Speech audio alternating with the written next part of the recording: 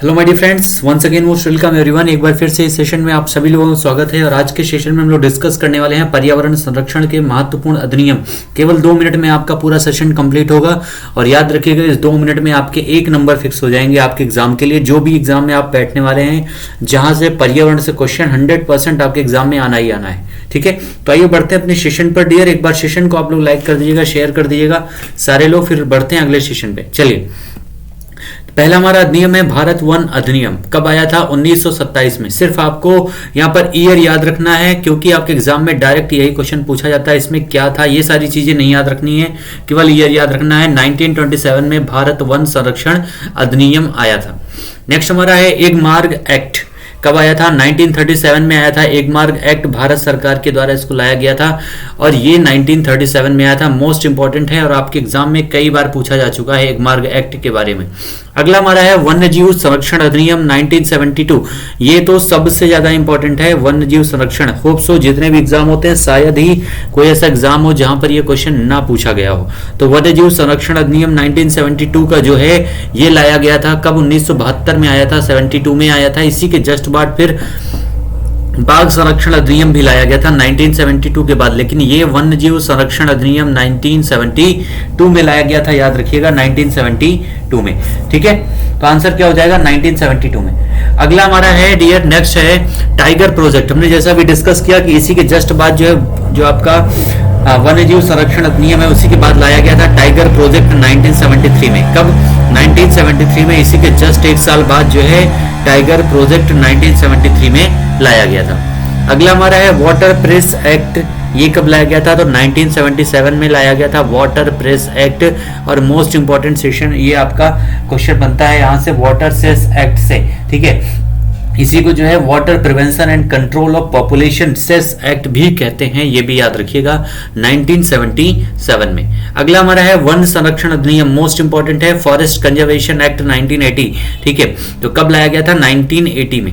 1980 में इसको बनाया गया था नियम को वन संरक्षण करने के लिए, क्योंकि वनों का काफी ज्यादा मात्रा में काटा जा रहा है और कई सारे उसके औद्योगिक फर्मों में यूज किया जा रहा है, जिसको रोकने के लिए वन संरक्षण अधिनियम 1980 लाया गया था 1980। अगला हमारा है वायु प्रदूषण निवारण एवं नियंत्रण अधिनियम 1981। जैसा कि आप सभी लोग जानते हैं, अभी हाल ही में जो रिपोर्ट आई थी उसके आधार पर दुनिया का सबसे प्रदूषित राजधानी कौन सी है? तो हमारी दिल्ली है। और इसी वायु प्रदूषण को कंट्रोल करने के लिए, निवारण और नियंत्रण करने के लिए 1981 में लाया गया था वायु प्रदूषण अधिनियम। ठीक है, 1981 में। कब लाया गया था? 1981 में निवारण एवं नियंत्रण अधिनियम 1981 में।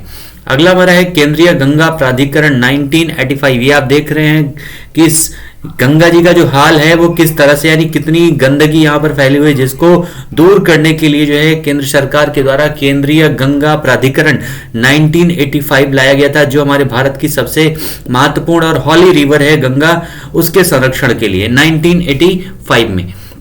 और अगला है पर्यावरण संरक्षण अधिनियम। सबसे ज्यादा इंपॉर्टेंट है, 5 जून को मनाया जाता है।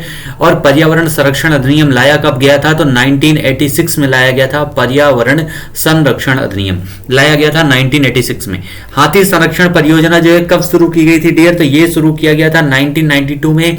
हाथी संरक्षण परियोजना शुरुआत हुई थी 1992 में। सबसे ज्यादा जो अभी आपके हाथियों की मरने की संख्या थी, जो ट्रेन से कटकर या कई अन्य माध्यमों से, तो वो कहां पर थी? तो ओडिशा में थी सबसे ज्यादा। ये भी याद रखिएगा।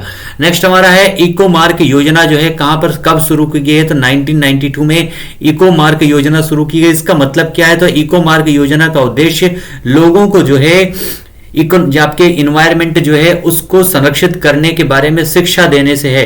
यानी इको मार्क योजना का मुख्य उद्देश्य है लोगों को इसके बारे में बताना कि पर्यावरण को किस तरह से संरक्षित किया जा सकता है। तो 1992 में लाया गया था इको मार्क योजना। अगला हमारा है राष्ट्रीय पर्यावरणीय ट्रिब्यूनल अधिनियम 1995। तो राष्ट्रीय पर्यावरण ट्रिब्यूनल जो बनाया गया था 1995 में बनाया गया था। पूरे पर्यावरण को संरक्षित करने के लिए एक अलग से ट्रिब्यूनल गठित किया गया था 1995 में। वन्य जीव संरक्षण अधिनियम जो है आपका 1995 में लाया गया था, इसी में सुधार करके। ठीक है, सुधार करके जो है वन्य जीव संरक्षण नियम लाया गया था 1995 में। जो आपका वन्य जीव संरक्षण अधिनियम 1972 था, उसी में सुधार करके इसको लाया गया था 1995 में। जैव विविधता अधिनियम कब लाया गया था? तो 2002 में। जैव विविधता का मतलब क्या होता है? जहां पर जीवों के बीच कई सारी विविधताएं मिलती है और एक ही पर्यावरण में, एक ही पारिस्थितिकी तंत्र में कई सारे जीव एक साथ रहते हैं। तो जैव विविधता अधिनियम जो है ये लाया गया था 2002 में लाया गया था जैव विविधता अधिनियम। नेक्स्ट हमारा है राष्ट्रीय गंगा बेसिन प्राधिकरण। कौन सा डियर? राष्ट्रीय गंगा बेसिन प्राधिकरण जो है 2009 में इसको लाया गया था गंगा नदी के संरक्षण के लिए।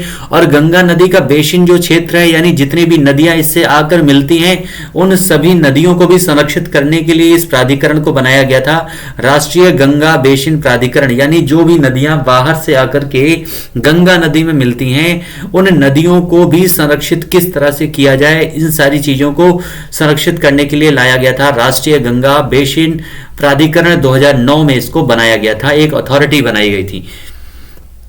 ठीक है। और लास्ट हमारा है राष्ट्रीय हरित प्राधिकरण 2010।